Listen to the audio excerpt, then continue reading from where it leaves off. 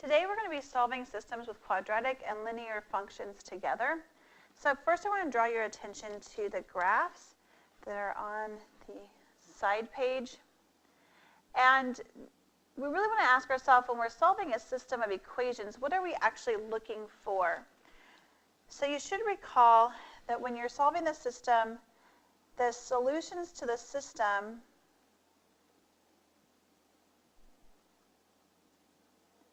is the intersection of the parabola and the line this time. So the solution to the system to the system are the intersections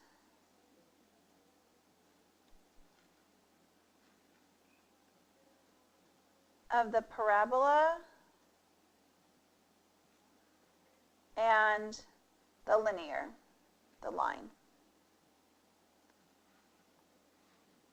So there are three situations. We could have a situation where the parabola and the line will never intersect, so then there are no solutions. We could have a situation where the parabola and the line intersect at exactly one point. That would be considered the line is tangent to the parabola. That's a vocabulary word that you learned in geometry last year. The line is tangent to the parabola. Or on most of the situations we're going to see today, the line will actually intersect the parabola in two places. Now, when we're looking at these and we're trying to solve these, let's consider what we're actually finding. The way we write that specific location is as an ordered pair. So we're writing these as ordered pairs here, and then this one is another ordered pair. So there's two ordered pairs. So when we write our solutions today, we expect to be able to find two ordered pairs, two x values and two y values. Okay, so let's go ahead and look at some examples. So here's our first one. We want to go ahead and use either elimination or substitution to solve this. So let's go ahead and use elimination for this first example. When we're using elimination, we want to make sure that all of the parts are lined up. So I'm looking here, and I see I have a y equals, I have my x squared, and the x and the constant. Here I have a y equals, and the x and the constant. So that's good. So I'm going to go ahead and take the linear equation over here, and I'm going to relocate it under my quadratic, and just rewrite it. Now when I rewrite it though, I am going to go ahead and line up the parts. So there is an x squared, so I want to leave a gap because my linear is missing the x squared. So I'm going to leave a gap there and then put the minus 12x and then the plus 36. So now that those are lined up, we want to go ahead and try and cancel the y's. Notice here we specifically tell you on the notes to make sure you cancel the y's. So in order to get these y's to cancel, one has to be positive and one has to be negative. So I'm going to go ahead and change the signs for the linear. So you might add that note in there. Change signs for the linear equation. That will be kind of your go-to step there. So now the linear y is going to become negative. The 12x is going to become a positive 12x, and then that positive 36 that we had at the bottom there is going to become a negative 36. Now we're going to go ahead and add straight down, bring everything down. So y minus y is 0 equals, now x squared has nothing to combine with it, so we're just going to bring down the x squared. I have a negative 11x with a positive 12x. That's going to be a positive 1x.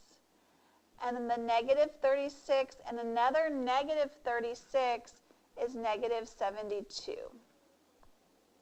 Now, we have a couple different ways we can solve this quadratic. Notice the quadratic here has a 0 equals, so that's good.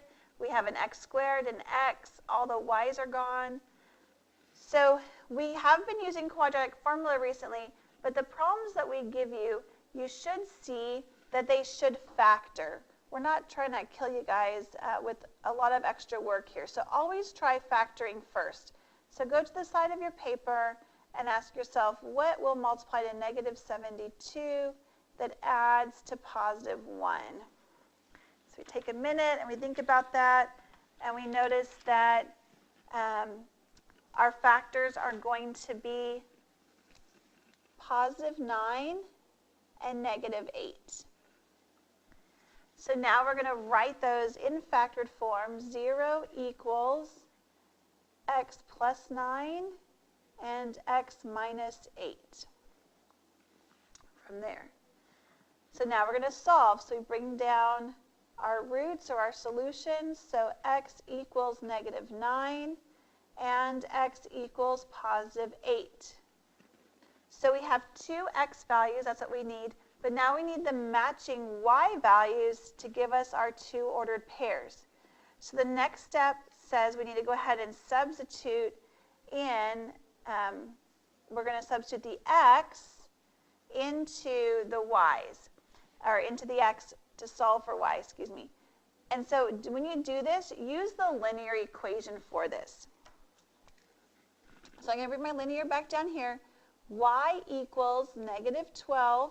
I'm going to plug in the negative 9 plus 36. And then I'm going to rewrite it again. Y equals negative 12. This time plugging in the positive 8 plus 36. And now we're going to use our calculator. Let me just show that that's where those went there. We're going to go ahead and use our calculator. So we punch this into our calculator. And let's see, negative 12 times negative 9 plus 36 is 144. And then do the same thing over here. Negative 12 times 8 plus 36 is negative 60. So we are almost done. The very last thing we need to do is write our answer as two ordered pairs. So the final answer then, final answer is negative 9, comma 144 and positive 8, comma negative 60. And that gives us our two solutions. And those are the solutions. That's where the parabola and the line would intersect on a graph. Okay, let's try one more example. This time, let's go ahead and use the substitution method. So when I substitute, I'm actually going to take what y is equal to, this entire quadratic, and substitute it into the y in the linear equation. So we're going to rewrite our linear equation with this entire quadratic plugged into it. So that looks like this. X squared plus 11x minus 12, that's that part there, then minus 30 equals 12x. So I have the y being replaced with the entire quadratic. I have the minus 30 equals 12x. Now we need to go ahead and combine like terms. At this point, I'm also going to go ahead and subtract the 12x and make this equation equal to 0. We want to make it equal to 0. So the x squared comes down. Positive 11x minus 12x is negative 1x. I can combine like terms here. Negative 12 plus negative 30 is negative 42, and then equals, and then this becomes 0. Okay, again, now we have a quadratic equation. We have an x squared and x and a constant. It's equal to 0. The y's are all gone. So let's go ahead and try to factor. And these should factor nicely. You should find these problems to factor nicely. So we need two numbers that multiply to negative 42 and add to negative 1. Take a minute to think about that. And you should get -7, and +6. So we have x minus 7 times x plus 6 equals 0. Then we bring those out as the solutions. X equals +7 and x equals -6.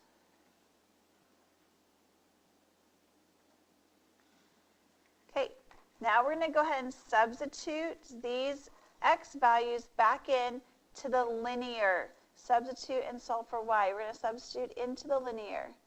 Into linear. So we plug this in. So I get y minus 30 equals 12 times 7. And y minus 30 equals 12 times -6. And then we're going to go ahead and solve this for y. So first we need to multiply. Oh, that becomes what? 84. Y minus 30 equals -72. Then we're going to add the 30 on both sides to both of them. And we get y equals 114 and y equals -42. And then the last thing we have to do, guys, is take that and write our final answer as 2 ordered pairs. So using the correct pairing. So the +7x gave me a +114. And the -6 gave me a -42. And that's the final solution. Okay, before I end this lesson, I do want to talk to you about something that you want to be aware of when you are working through the assignment tonight. So somewhere in your notes, let's just find a piece of scratch section. And I'm going to go ahead and just use the bottom of this half sheet here that we were writing on. So something to be aware about. If you have, be careful. If I asked you to factor the quadratic equation, -x² plus 10x minus 24 equals 0.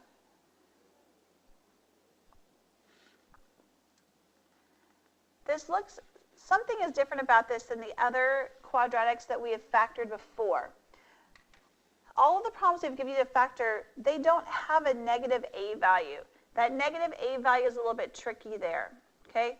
So there are correct ways to be able to work through that using that a value, but I want to show you the best way to do this.